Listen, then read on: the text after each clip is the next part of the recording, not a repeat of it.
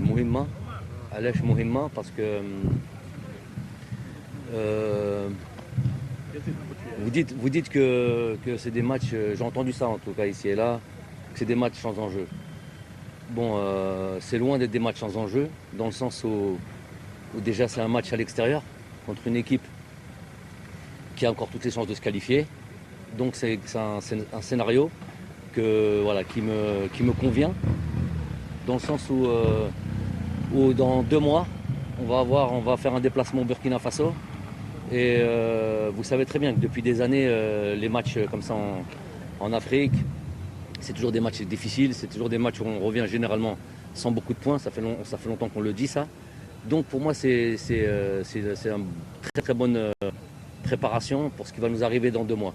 C'est pour ça que c'est pas un match sans enjeu, c'est un match avec beaucoup d'enjeux. Donc déjà de ce point de vue-là, en vue de la préparation du match du Burkina Faso. Ensuite, par rapport à certains joueurs qui peut-être certains n'ont jamais joué, en tout cas sous mon mandat, ou des joueurs qui n'ont pas joué depuis longtemps, vont avoir la possibilité de jouer et de jouer dans ces conditions-là. Et donc la possibilité de marquer des points ou non. Donc c'est un match avec beaucoup d'enjeux pour moi. Coach, beaucoup d'absence dans ce départ. Genre, on va dire 50% de l'équipe, il y a Mahrez, il y a Massar, il y a Mandi, il y a Nesbaini. Donc comment vous avez trouvé surtout l'état d'esprit de vos joueurs? Qualité, mais ça sert à rien d'en parler. Mais moi, c'est pas de me lamenter. Moi, je suis là pour trouver des solutions. Et tout était prévu. J'avais une liste de joueurs, sans ceux de France. Ensuite, quand ils ont ouvert quand ils ont donné leur accord de libérer les joueurs, j'en ai pris, je les ai pas tous pris. Donc ça aussi c'est quelque chose que voilà, j'ai des informations peut-être que vous n'avez pas, parce que on a aussi parlé des joueurs, des absents voilà, des absents. Ouais, il y a des circonstances que vous n'avez pas, que j'ai. Ça sert à rien pour l'instant je vais taire tout ça, c'est pas le plus important. J'aime bien parler des présents moi, pas des absents.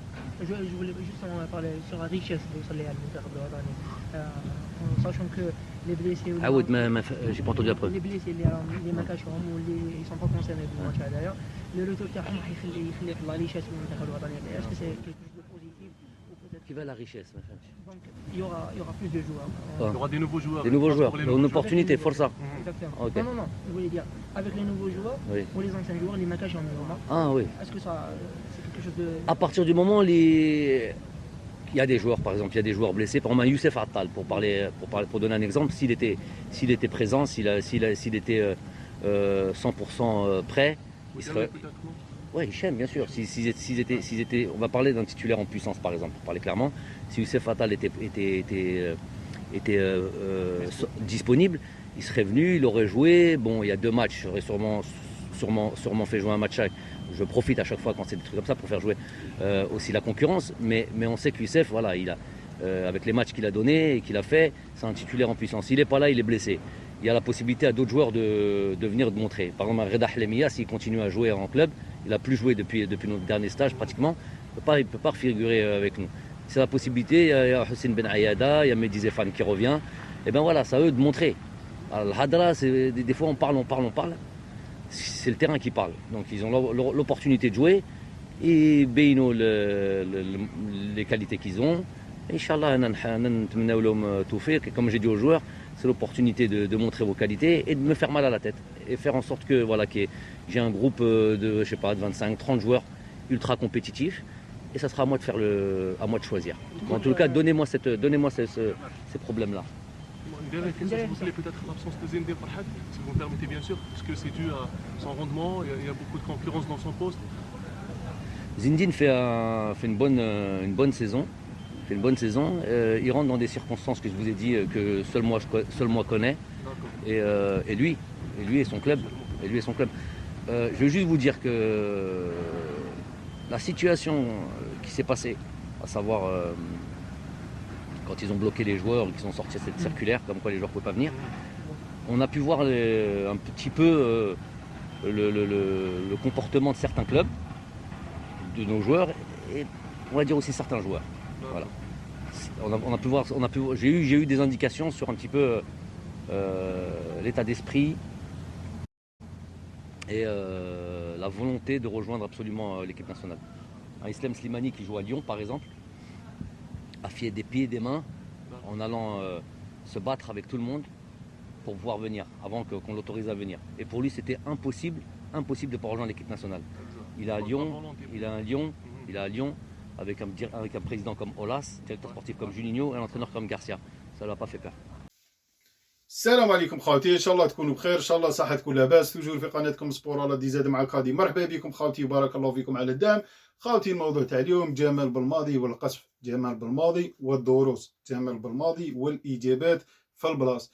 جمال بالماضي قبل ما يخرج سفريه زامبيا تلقاو في، ربما بغى يصحح الهده اللي دارها لهم البارح، اعطاهم وجه الميعاد، شفناه يهدر باريحيه اليوم ما شاء الله، متوازن في الهضره تاعو. اسئله كانت ربما نقولوا عليها لا باس بها مقارنه بالبارح، مع انهم دخلوا في بعض الاختيارات تاع جمال بالماضي، مثل طرح السؤال تاع زين فرحات، جاو يخدموا به زين الدين فرحات، عشاو محصلينه.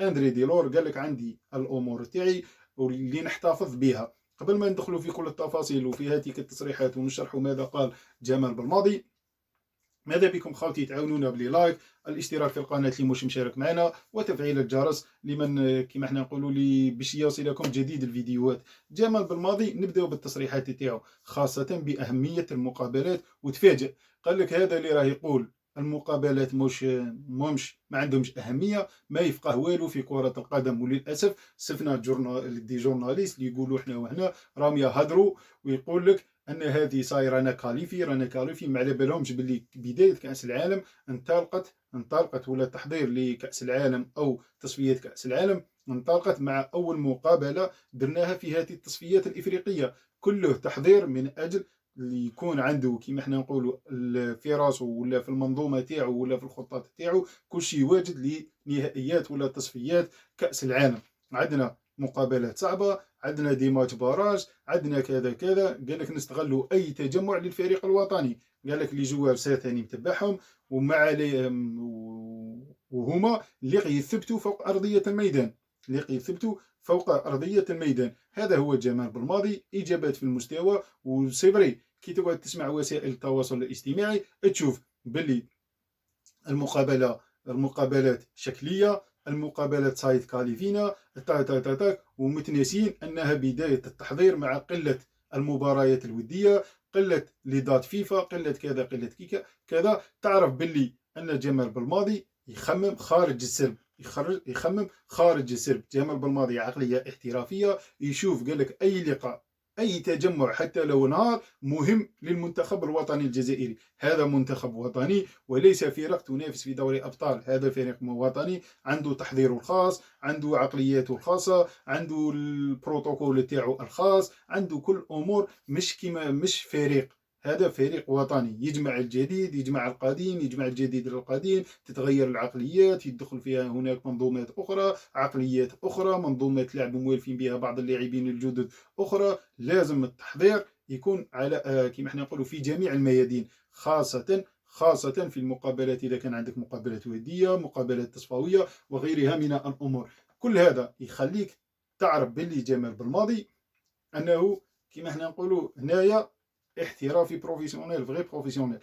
الروح كذلك بغاو يدخلوا له في تاع الغاء الندوه، مش الغاء الندوه، قال لهم بلي امبورطون لي ماتش اللي هم جايين التركيز تاعو هو هاك، وهما يطرحوا له في اسئله هاك. والروح كذلك للغيابات وكذا. قال لك الغيابات عندي اموري الخاصه اللي خلاتني ما نستدعيش تال فلان ولا تال فلان. سما قال لهم انا عندي المعطيات على ما عيطش. ومن بعد مش عارف شكون اللي هذا طرح سؤال تاع عز الدين فرحات، زين الدين فرحات بغى يخدمه. قال له زين الدين فرحات راه بيان، راه منا، راه يلعب بيان، راه منا. قال له راه يدير في باركور شباب، مي عندي امور تاعي. من بعد كي زاده قال له قال لك اعطاه مثال اولا باسلام سليماني، قال له اسلام سليماني يلعب في ليون، راه راجع وبدا يلعب، سما مازال ما ثبتش المكانه تاعو. رئيس الفريق اولاس المدرب غارسيا والماناجر جونينيو. كل هذو الثلاث ريسان اللي في ليون، اولاس نعرفوا اولاس ونعرفوا العناده تاعو وشفناه ربما بسبته بزاف من اللاعبين ما جاوش وما انضموش للفريق الوطني. عندنا اولاس كذلك راسو خصين، مدرب راسو خصين ومنطينا اللي ما تسمعش. كذلك جونينيو قال لك كل هذا واسلام السليماني تحداهم من اجل المنتخب الوطني. يعني جمال بالماضي في العقليه تاعو ما كاش حاجه تساومها مع ما تحط ليش انا الفريق تاعك في المستوى تاع المنتخب الوطني. يجي المنتخب الوطني من بعد الفريق تاعك وشوف هنا التخمام تاع جمال بالماضي تبين لك باللي جمال بالماضي وطني 100%، ما كاش بمام 1000%. جمال بالماضي يخمم في الفريق الوطني. انا نصفق عليه يا خاوتي، انا تخمامه قال لك كي تشوف اسلام سليماني وتشوف بعض اللاعبين ما تخش في لي ديتاي، لكن قال لك الكومبورتمون وصوالح ديسبلينير وصوالح لهذا قررت اني ما نستدعيش. شوف ماشي جبد قال لك اللاعب راه مليح راني نتبع فيه كذا كذا كذا، بصح كي ما طيقش تفرض روحك على الفريق تاعك ما نسحقوكش في الفريق الوطني، ما نسحقوكش. وعطى خير مثال هذا سليم سليماني. والله يا خوتي اللي اللاعبين تاعنا خاصه المحليين ولا حتى المحترفين يديروه درس ولا يديروا عليه كتاب. واحد الاراده عنده، واحد العزيمه. صبر شوف كان يطير في سبورتينغ، طلع الدوري الانجليزي، جابها في ليستر، بنك راح من روح موناكو، روح هاك جا ليون فاني كذلك يدخل ماركا كونتر بي جي ما شاء الله، بدا بشوي يدخل في التشكيله الاساسيه تاع ليون، يستفادوا من الخبره تاعو وكاع داكشي ما قطعش الياس. وباقي شاد في الفريق الوطني. كون جا واحد في بلاصتو يقول لك انا ديت لعبت في كاس العالم، ماركيت في كاس العالم، لعبت تصفيات كاس افريقيا، شاركت، ربحت كاس افريقيا، سما دا كل الالقاب. اسلام سليماني دا كل الالقاب تقريبا، ربما من بين اللاعبين اللي عندهم دي تيتروات في الجزائر. وتشوف مازال مصر ومازال عنده عقلي في راسه، عقليته 21 عام. هذا وين جا الفريق الوطني، هذا وين حاب يثبت روحه. هذا اندري ديلور تبقى عند جمال بالماضي. من بعد يدخلنا هو يعطينا تفاصيل، ما ندخلوش احنا في التأويلات باش ما نجوش في صف، ماشي ما نجوش في صف، باش نخلو كل شيء عند جمال بالماضي، ما نناقشوش هذه الامور. هو يعرف على ما عيط الفلان على ما عيط الفلان، وقالها في الندوه الصحفيه ولا في الباساج تاعو الصحفي، قال لك عندي ظروفي اللي خلاتني اني ما نعيطش لهذا ولا لهذا. واعطى مثال بعز الدين فرحات للاسف نتيجة للصحفيين والثقافة تاعهم بغاو يخدموا بها عز الدين فرحات ولا زين الدين فرحات، عشاو ضارينه اكثر من اللي خادمينه. وهذه هي كي تكون تعرف ان المدرب ديريكت ويهدر ما عندوش مشاريع اللي يجي على كيما احنا نقولوا لسانه يخرجها، ويقدر شغل سيرت يلعب مع الميديا، يلعب معاهم، عاطيهم كي القط والفار، مي في الاجابات صريح ديريكت.